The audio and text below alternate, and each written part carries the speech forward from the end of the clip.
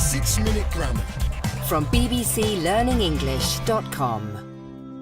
Hello, welcome to 6-Minute Grammar with me, Alice. And me, Finn. Hello. Today we're talking about verb patterns. Yes, we're looking at what happens when we use two verbs together in English. We'll be looking at 4 verb patterns, and there's a quiz at the end of the programme, so listen carefully. So, on with the show. Our first pattern is verb plus gerund. A gerund is the ing form of a verb. Words like seeing, complaining, and giving are all gerunds. And here's Catherine. Hello. Hello. Hiya. To give us some examples of the pattern verb plus gerund. Catherine. I really enjoyed seeing Rachel again last night. Jackie kept complaining, so I went home. Would you mind giving me a lift to the station? Thanks, Catherine. So, we had the verb enjoy plus the gerund seeing. We had keep plus complaining. And the verb mind plus the gerund giving. Good. Enjoy seeing, keep complaining, mind giving. Other verbs that can be followed by gerunds include finish, practice, suggest, and recommend. Suggest. So I can say, I suggest keeping a list of verbs that take gerunds. Very good. Good example, Finn. Thank you. Now, for the second pattern, verb plus infinitive. An infinitive is the word to plus a base verb. For example, to see, to drive, to study. Some examples, please, Catherine. I really want to see the football tonight. My brother's learning to drive.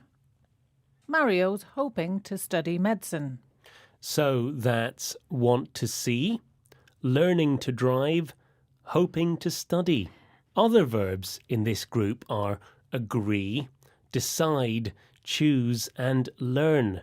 Now, for the third pattern, these verbs can be followed by either a gerund or an infinitive without changing the meaning. Some examples, please, Catherine. I've started learning Arabic, and my boyfriend started to learn French. So, started learning and started to learn have more or less the same meaning. Now, another example, please. Snow will continue to fall in the mountains, and temperatures will continue falling throughout the night. So continue to fall and continue falling have the same meaning. Okay. Time for pattern 4. Yes, and this one's a bit tricky. With some verbs, you can use either a gerund or an infinitive afterwards, but... And it's a big but. Yes, the meaning changes from gerund to infinitive. So if I say, I stopped drinking coffee last week... Well, I probably wouldn't believe you. Yes, well, this means I drank coffee regularly in the past, but last week I decided to give up coffee. I completely stopped, and now I never drink coffee.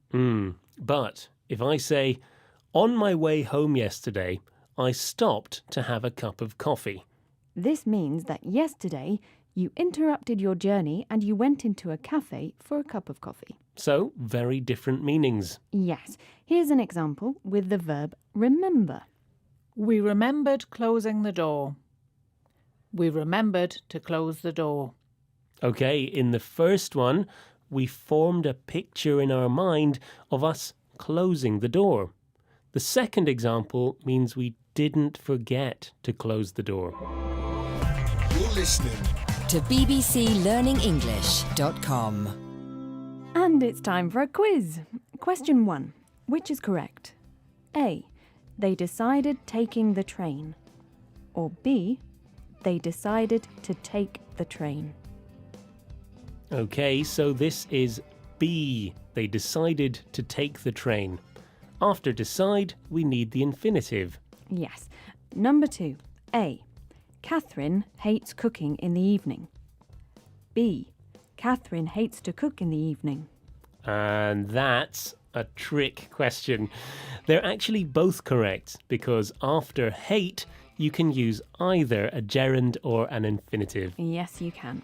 Finally, number 3. Is it A, do you want to go for a coffee? Or B, do you want going for a coffee?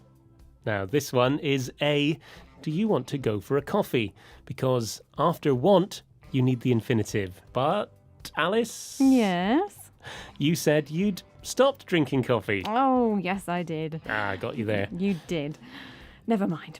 Thanks for listening, and don't forget, there's more about this on our website at bbclearningenglish.com. Join us again for more 6-Minute Grammar. Bye. Bye. Time for a coffee? Maybe later. Bye. Bye.